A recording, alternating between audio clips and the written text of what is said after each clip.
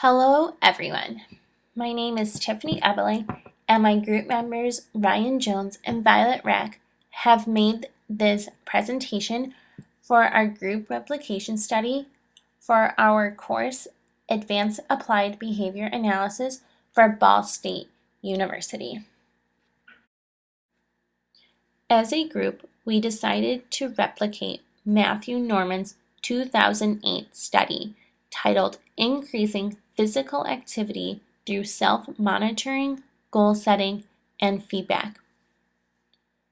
Similar to Norman's original study, we also did some background research to determine the purpose of researching physical activity and why increasing this type of target behavior should be done. According to the Centers for Disease Control and Prevention, also known as the CDC, more than 36% of adults in the United States are obese. There are more men than women in the United States that are obese and overweight. This information indicates that there is an obesity epidemic within the United States currently. When an individual is overweight or obese, they are more susceptible to certain health conditions and diseases. Some examples of these health conditions and diseases are type 2 diabetes, certain cancers, and cardiovascular diseases. Some examples of cardiovascular diseases are strokes, heart attacks, and other various heart diseases. According to a 2003 study by Hill, Wyatt, Reed, and Peters, one can address these health concerns caused by being overweight and obese by increasing their physical activity. Considering that there is an obesity epidemic, we need to continue research between the relationship of physical activity and individuals that are obese and overweight. Now it is just a matter of finding the most effective, socially valid, and feasible intervention to help increase physical activity for individuals who are overweight and obese. A 2011 study completed by Kahn, Hofdahl, and Mayer found that when an individual completed enough daily physical activity, it is directly correlated to positive health outcomes. These positive health outcomes can help address the same health conditions that are caused by being overweight and obese. Some health conditions that physical activity can improve are cardiovascular disease, type 2 diabetes, and other health conditions. Kahn and colleagues were also able to determine in their study that behavioral interventions were most effective than cognitive-based interventions when attempting to increase daily physical activity. In Zeip's 2006 study, he was able to determine that a permanent product measurement system should be in place when addressing physical activity because most individuals overestimate their actual physical activity. Therefore, it should not be a surprise that in King, Marshall, Bierras, and Lee's 2009 study found that using pedometers to increase physical activity had moderate and positive effects and outcomes. Tracking steps is a simple behavioral change, and according to Hill and colleagues, when small behavioral changes are targeted, one is likely to experience positive changes in their physical activity. And this is what Norman's 2008 study did.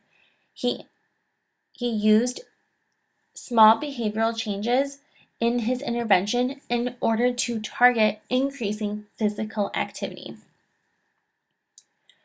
Now, Ryan is going to discuss the purpose of Norman's 2008 original study and our replication study. And later, Violet will be addressing the methods to our replication study and how we were able to replicate Norman's original 2008 study. The purpose of this behavior change project was an attempt by the group members to replicate the study conducted by Normand in 2008.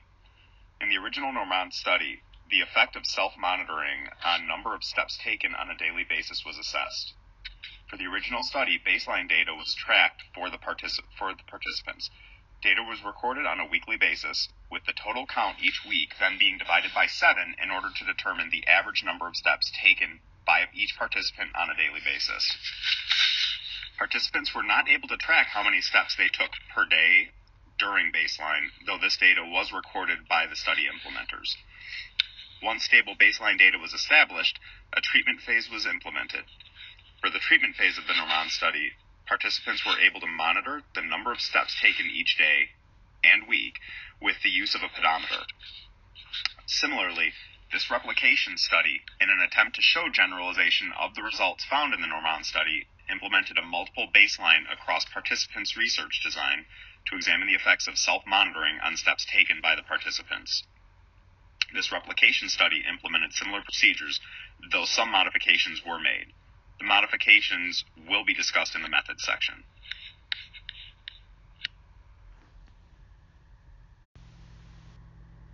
Our group chose to replicate the study by Normand for multiple reasons. The original study by Normand met the criteria in the course syllabus. Moreover, it appeared to be an interesting study and one that would more easily lend itself for replication.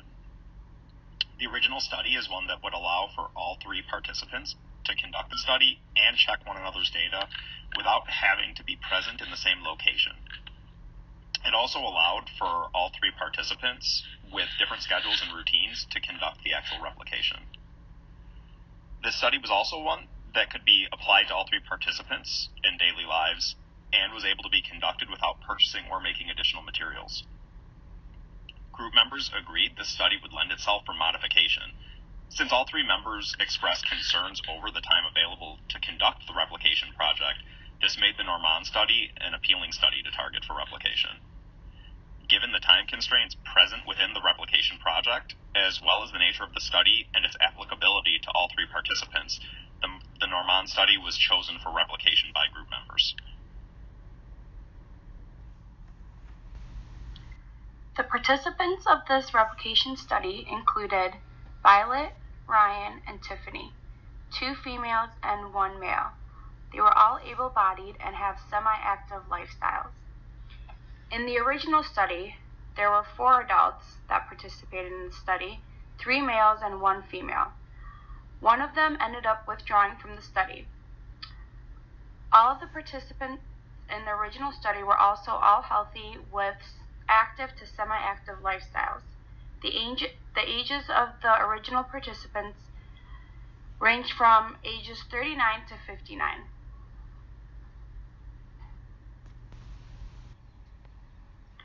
The setting of this replication study is to be indoors and outdoors, wherever the participant is walking while wearing their step tracking device.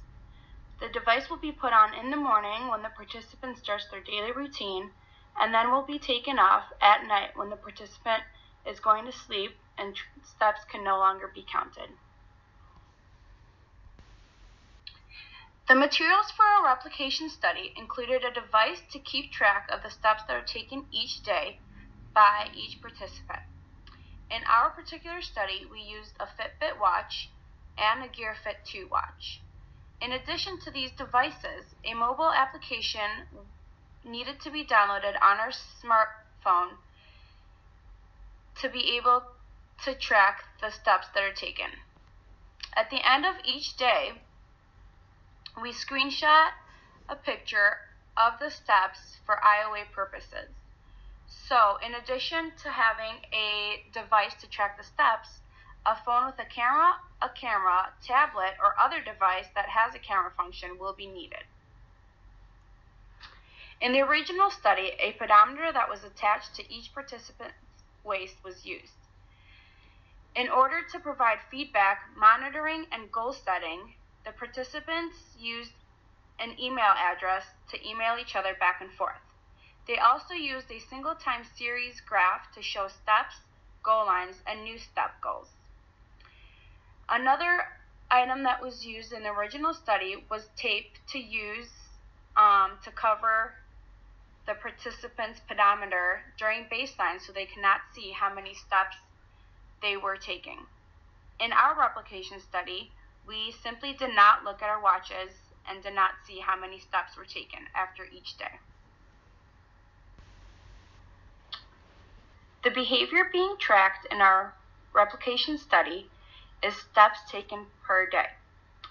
The study by Norman defined a step as any activity that resulted in a count being recorded and displayed on the pedometer that they had attached to their waist. As a group, we redefine the behavior to go as follows. Any movement or activity of one foot in front of the other foot from a standing position that is recorded and shown on our Fitbit or Gear Fit 2 watch and application that is downloaded to our phone.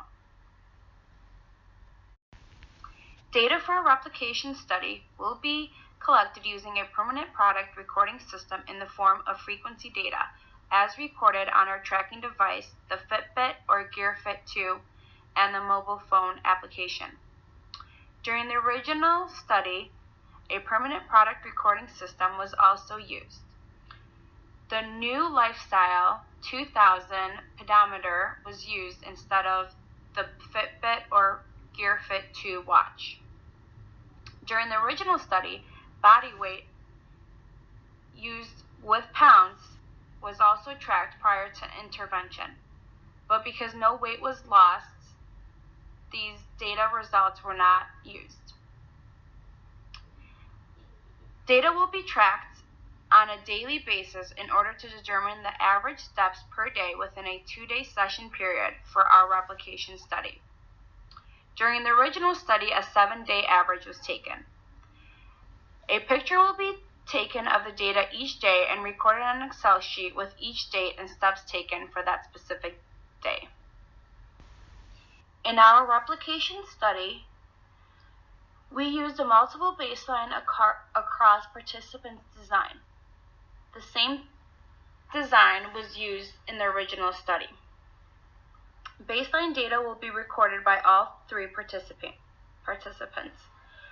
Baseline will require the participant to wear their tracking device from the moment that they wake up until they go to bed at the end of the night. Baseline data will be tracked for 2 consecutive days for each participant in their natural environment or their daily routine. While baseline data is being measured, participants are not to look at their tracking device to see how many steps they've taken for that day. At the end of the 2-day baseline period, the average steps per day for a 2-day session period will be calculated and recorded. This will occur 5 times. That is 10 days in total in order to have 5 data points within baseline. For the treatment phase, the purpose is to set goals, self-monitor, and provide feedback in order to increase the amount of steps taken each day. During the intervention phase, participants will be able to see how many steps they recorded each day. At some point of each of those days, participants will email the number of steps taken the day before to a group member in order to receive feedback. Ryan will be emailing Tiffany, and Tiffany will provide feedback to him. Tiffany will email Violet, and Violet will provide feedback to her. Violet will email Ryan, and Ryan will provide feedback to her. In the original study, baseline consisted of the participants using tape to cover the amount of steps on their pedometer. In the intervention phase, the pedometers were worn untaped. Reported daily steps were emailed to the experimenter, and after that, the experimenter provided feedback to each participant.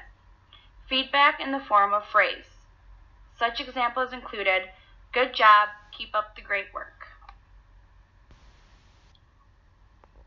IOA data will be recorded by each participant in the form of taking pictures or screenshots of each Fitbit or Gear Fit 2 at the end of each recording day. As you can see pictured below, this is an example of what the Fitbit app looks like with the recorded steps for a specific day, which is Monday, April 2nd.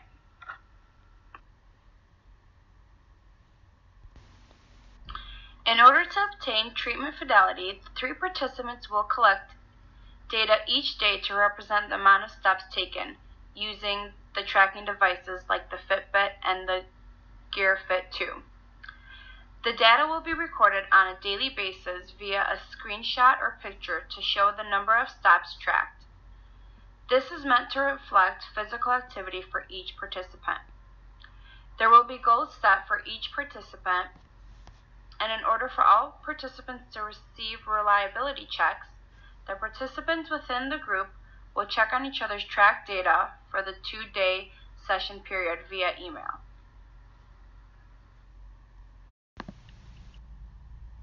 Tables have been included to show the average number of steps taken per session by each of the 3 participants in the replication study. Averages and ranges of steps during both baseline and intervention conditions will be discussed as well. The treatment phase for each participant was only started after stability was present during baseline. The first and second participants began treatment intervention after 5 sessions, while the third participant began treatment after 6 sessions. The attached tables show the results for all 3 participants for the replication study. The first participant, Violet, walked an average of 2,528 steps per session during baseline, with a range of 2,086 steps to 2,801 steps during this phase. During the treatment phase, the first participant took an average of 2,665 steps, with a range of 1,490.5 steps to 5,554.5 steps. The second participant, Ryan, averaged 9,415 steps per session during baseline, with a range of 8,883 steps to 9,950.5 steps recorded during this phase. After implementation of self-monitoring, the second participant averaged 10,445 steps per session, with a range of 7,779.5 steps to 12,986 steps. The third and final participant, Tiffany, averaged 7,836 steps during baseline, with a range of 4,627 steps to 11,178.5 steps during baseline. After implementation of self-monitoring, the third participant took an average of 8,209 steps per session, with a range of 5,701.5 steps to 12,426 steps taken.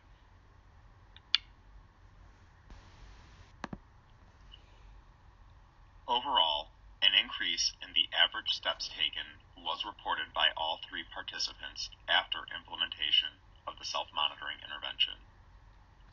The first participant observed an increase of 137 steps on average for each 2-day reporting period from baseline to the intervention phase. The second participant noted an average increase of 1,030 steps for each 2-day reporting period from baseline to intervention phase. Finally, the third participant's average steps per 2-day reporting period increased by 373 steps from baseline to the intervention phase. The aforementioned results would suggest self-monitoring had the intended effect of increasing daily steps taken.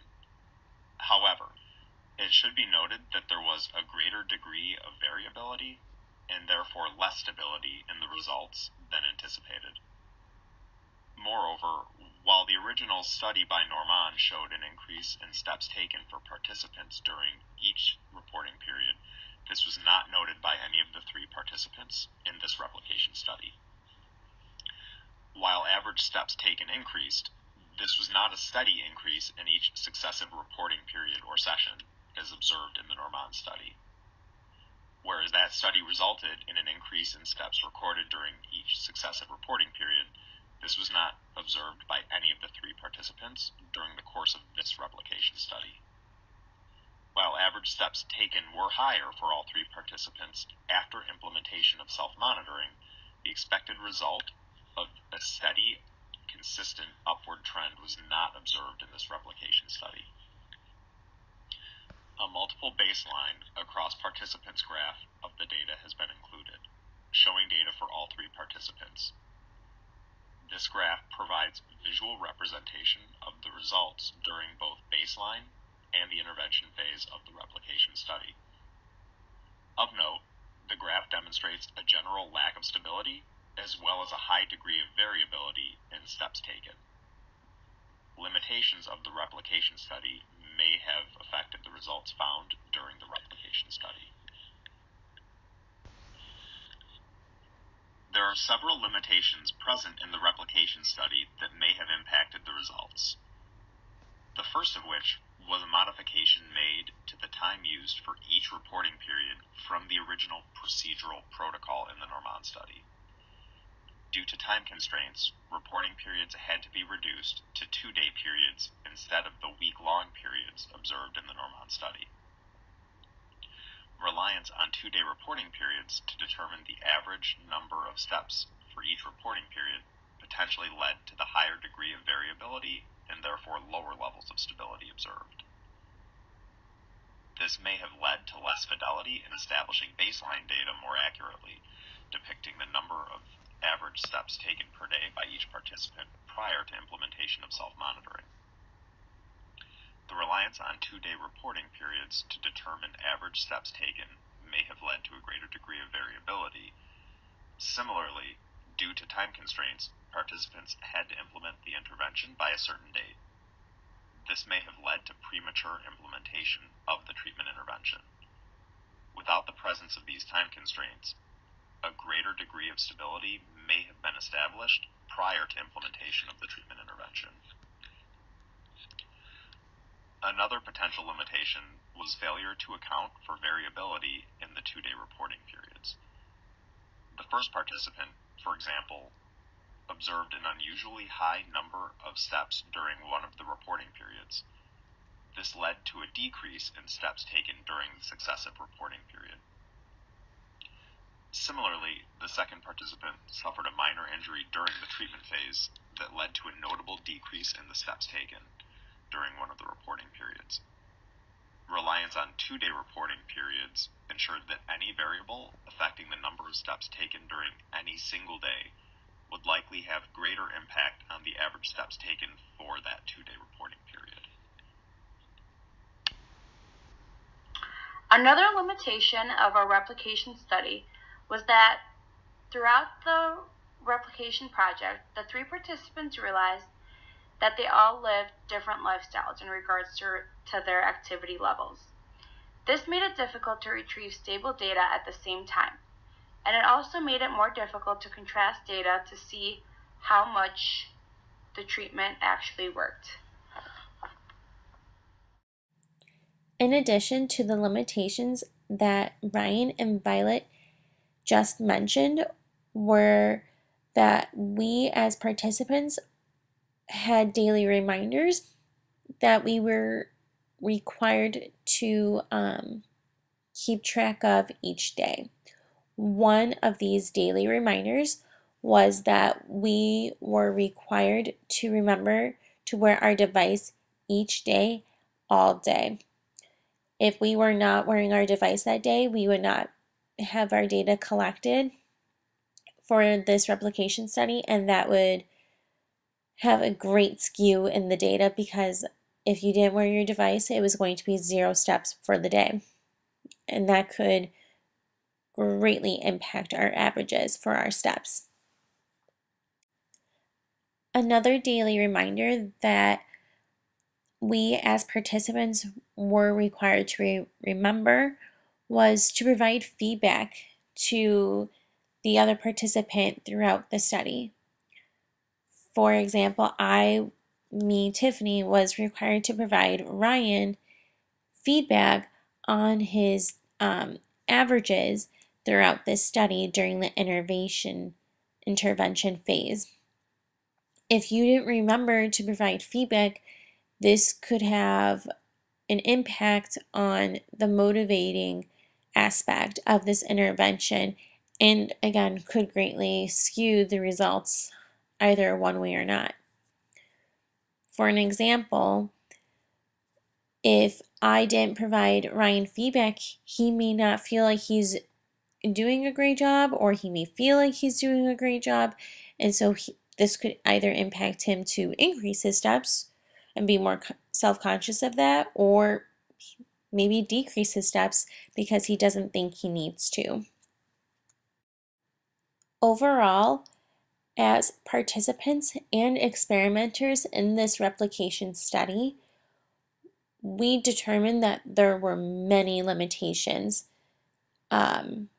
as we were conducting this replication of the Norman 2008 study. These are things that we, as practitioners in the field of applied behavior analysis, will continue to keep in mind as we continue to implement various treatments in our field as we continue to be practitioners. This concludes our replication study presentation. We thank you everyone in this class for watching our video, and we look forward to hearing your comments and questions in this discussion board. The following slides are our references, and please feel free to ask us any questions you may have about our study, and either Ryan, Violet, or I will answer your questions. Thank you all and have a great day.